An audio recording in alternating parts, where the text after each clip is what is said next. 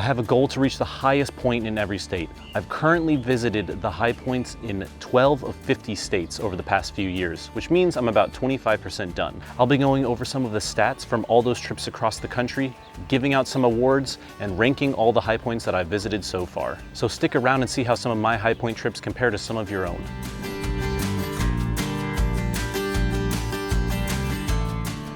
I want to start off with an overview of my adventures. I went on 7 separate trips, starting in March of 2023, and the most recent was in March of 2026.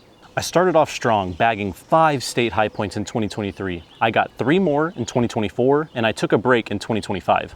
So far in 2026, I've completed 4 more and hope to get a few more this summer. Over those 7 trips, I racked up over 9,200 miles in the sky. I traveled another 3,635 miles in the car, pulling some crazy road trips in the process.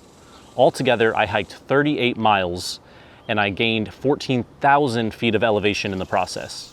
I saw lots of wildlife on my adventures, including an endangered bison, American robin, American red squirrel, and a Cooper's hawk. Seeing unique nature and landscapes that I don't normally see has to be one of my favorite parts of high pointing. Being raised in Central Texas means that any sort of mountain blows my mind. In some respects, I'm 25% done with all the high points based on states visited. But not all high points are created equal. And in the high pointing community, there's a formula to help put some perspective. It's called the Van der Heide effort scale. This is the formula, and without getting too into the weeds, it uses total mileage, vertical gain, difficulty, nights required, and weather to compare how much human-only effort is needed to reach one high point. For example, Alaska's Denali has a 1,000 effort score, and the next highest is Wyoming's Gannett Peak at 506 effort score. On the Van der Heide effort scale, I have only exerted 9.66% of the total effort to peak all the state high points.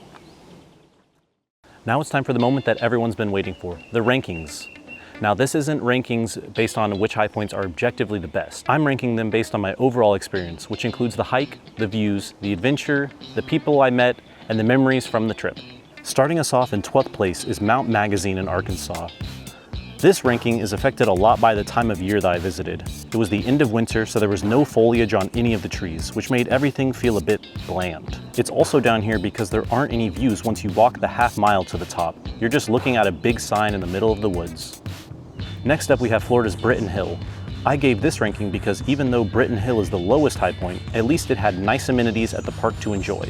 The playground was enjoyable and it was very shady. It was prime picnic with the family environment. 10th place goes to Spruce Knob in West Virginia. I hit this high point in my early days of high pointing and was pretty rushed, so I drove up to it. I have a feeling that if I hiked it, it would have been more enjoyable. Once I arrived at the very full parking lot, it was just a small walk on a sidewalk to a crowded observation deck. The sad part was that a lot of the trees were blocking the views as they had grown since the deck was built. Nebraska's Panorama Point gets the 9th spot on the list. I loved seeing the bison, but I wish it wasn't so flat. Overall, it was enjoyable, and those roads out there were super flat and smooth. In 8th place, we have Mount Davis in Pennsylvania. It was another drive-up high point, but it felt more adventurous at least because of the rickety observation tower. I learned a lot of history while I was out there, which is always a plus. 7th place goes to another high point I hit on the same trip to Pennsylvania. It is Hoy Crest in Maryland. The hike up to the top was so peaceful, and I very much enjoyed the scenery and landscape. The rolling hills went on forever. The top had plenty of shade and a bench to help catch my breath as I signed the logbook. Georgia's Brasstown Bald comes in 6th place, mostly because it was the off-season and the visitor center was closed as well as the mountaintop theater. Don't get me wrong, it was still awesome to see those 360-degree views of the Chattahoochee National Forest. We went in the evening and it allowed us to see a beautiful sunset. This is one that I want to visit again when the visitor center is open because I know I missed a lot of the history. We're in the top 5 now. Up next is Sassafras Mountain in South Carolina.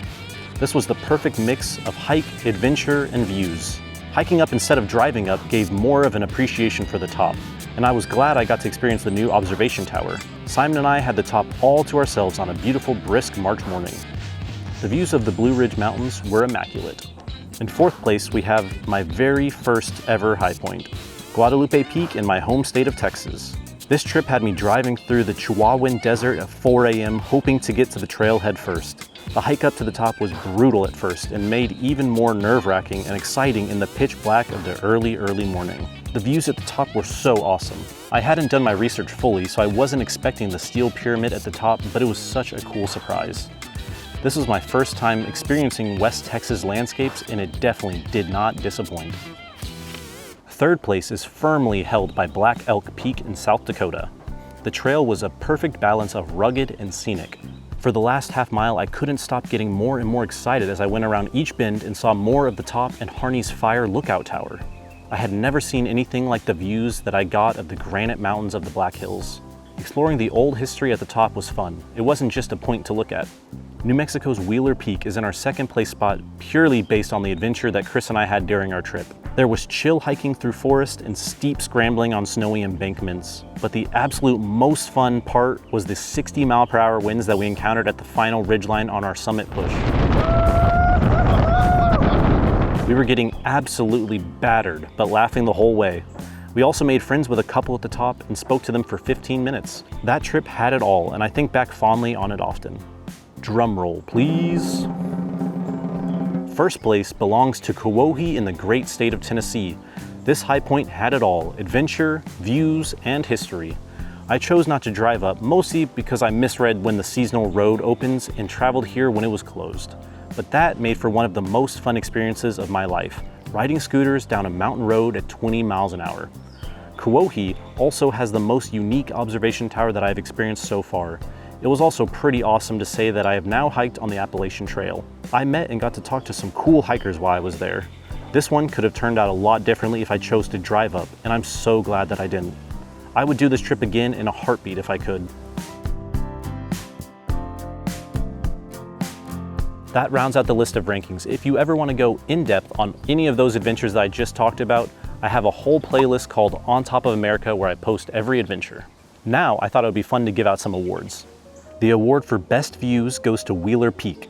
Most surprising is awarded to Guadalupe Peak for the steel pyramid and for always keeping me guessing with all the false peaks all the way up. The That's It award for having me saying, "Where's the rest?" goes to Spruce Knob. I was let down for sure by this one. The Biggest Grind award is going to Wheeler Peak. It wasn't the longest hike that I did, but it sure took a lot out of me with all the snow-covered switchbacks and bushwhacking through forest when I inevitably lost the trail. Most Peaceful is awarded to Hoy Crest for just being such a vibe. The Most Likely to Ruin Your Knees award is going to Wheeler Peak 2, which narrowly bested Guadalupe Peak. I was definitely feeling that one on the drive home after doing Wheeler. The final award for Best Trail goes to Sassafras Mountain. I hope to visit a lot more high points in the coming years. I'm most looking forward to Katahdin in Maine, followed closely behind by Mount Washington in New Hampshire. I want to hike that one in winter so I can see all the frozen waterfalls. But then the top is going to be absolutely hostile, so we'll see how that turns out. If you're also on a high point journey, I'd love to hear which ones have been your favorite so far and how many you've completed. And if you've made it this far in the video, thanks for sticking all the way to the end. If you enjoyed this video, be sure to check out more of my hiking and outdoor adventures right here on the channel. If you want to see my newest content, make sure to hit subscribe so you'll get notified. Thanks for watching.